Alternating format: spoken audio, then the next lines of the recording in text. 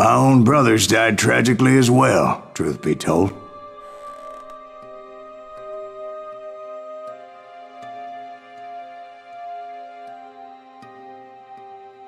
It was 1868, and me and my older brothers were pulling a tidy profit running cattle into Juarez, Mexico. One night after my brothers retired for the evening, I found a little poker game in a cantina with a couple of cowboys. And I just couldn't lose.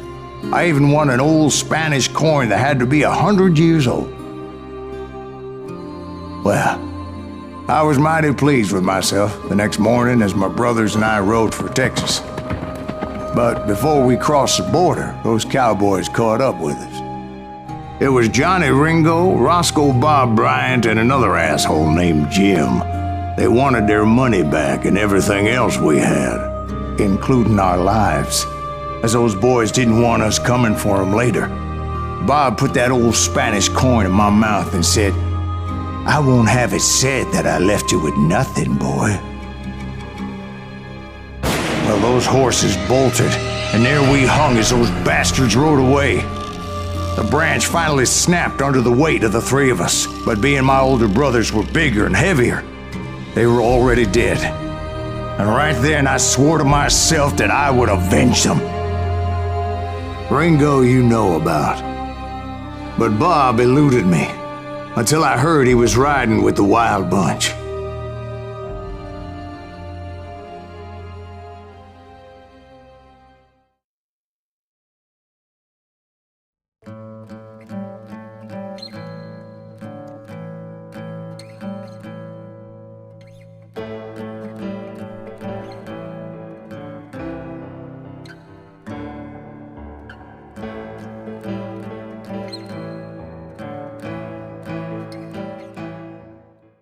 I'd been on their trail for months, ever since they left their hideout in the Bighorn Mountains.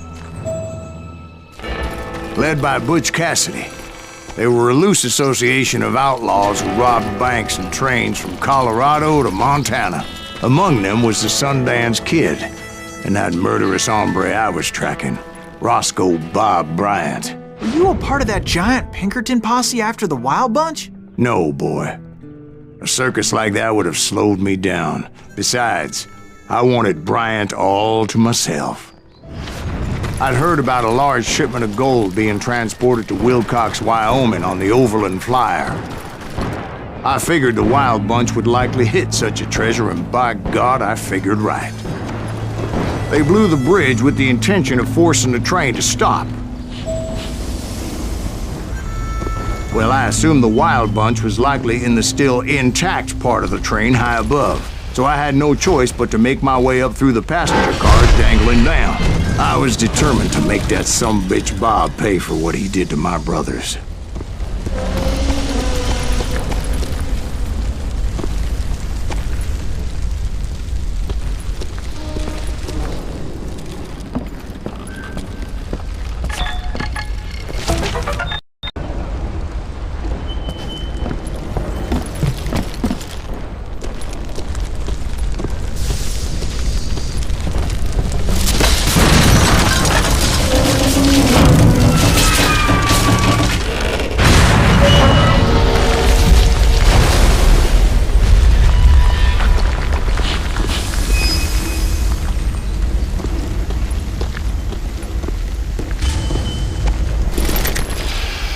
I found the device they used to blow the tracks, so I knew I was headed in the right direction.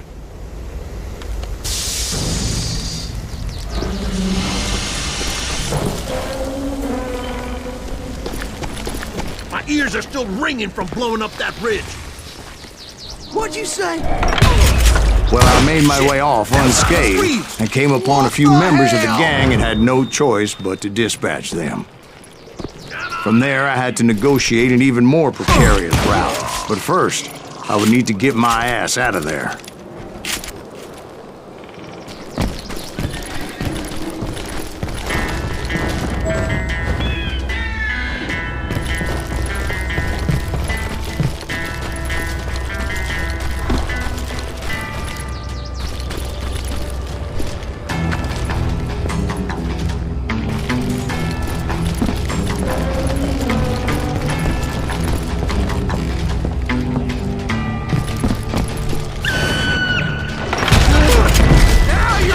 jumped from the frying pan into the fire as the train was clearly fixing to fall.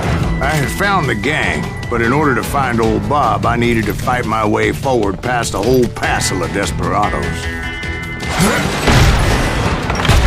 Outside, inside, any way I could, I made my way towards my prey. Well, what about the passengers? It was mostly a freight train, as I recall. There were no passengers aboard that day.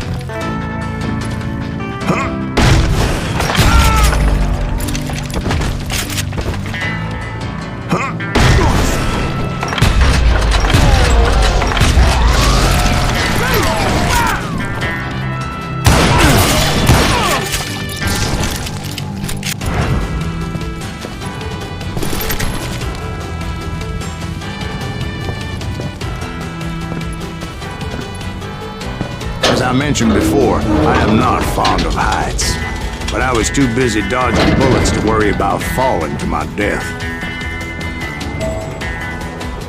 Odds were I was likely to die that day anyway, so I was determined to take down as many of those bastards as I could. Had enough?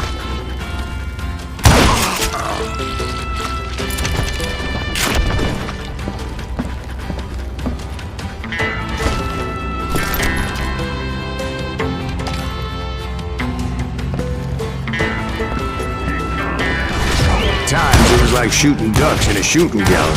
The only difference is these damn ducks shot back.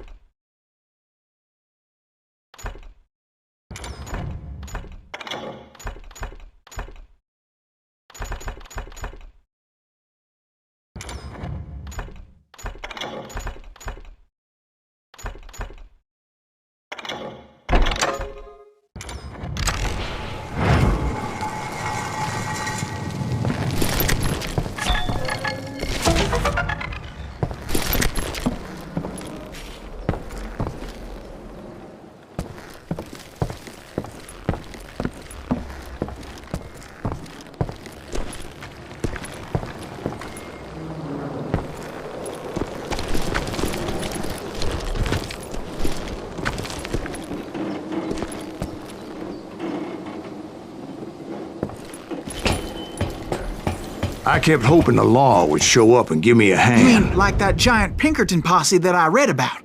Did they come riding in, guns a-blazing to help?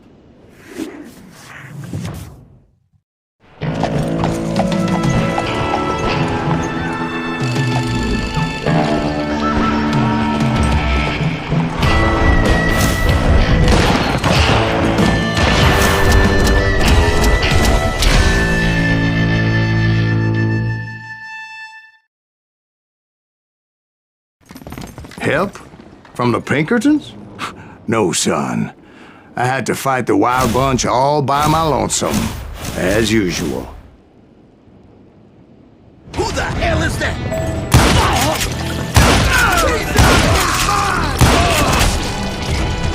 Take cover! Retreat! Retreat!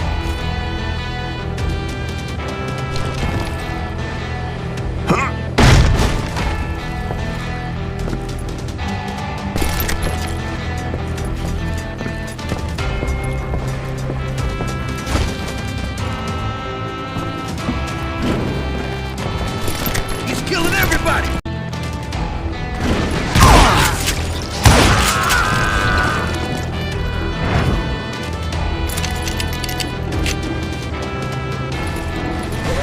You ready for a belly?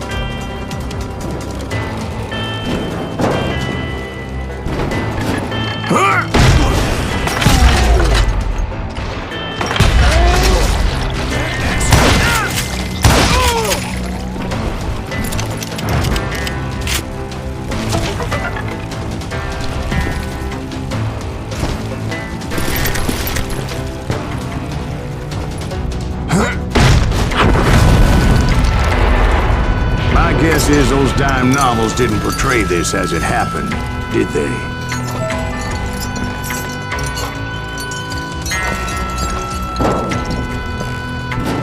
Only a few stragglers were left, and I had to cut them down pronto if I was going to stay on old Bob's trail.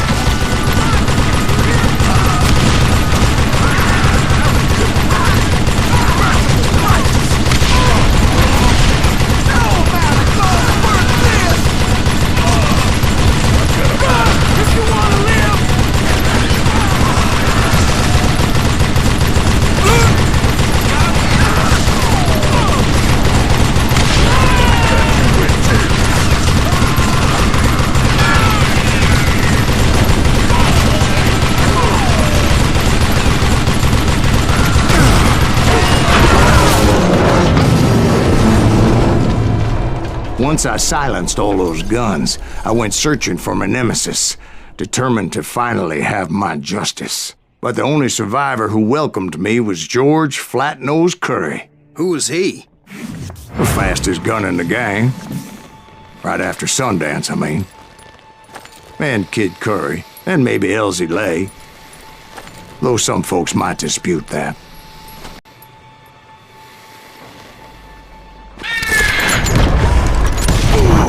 On that very same day, Butch Cassidy and the Sundance Kid decided to leave the Wild Bunch behind and decamped for South America.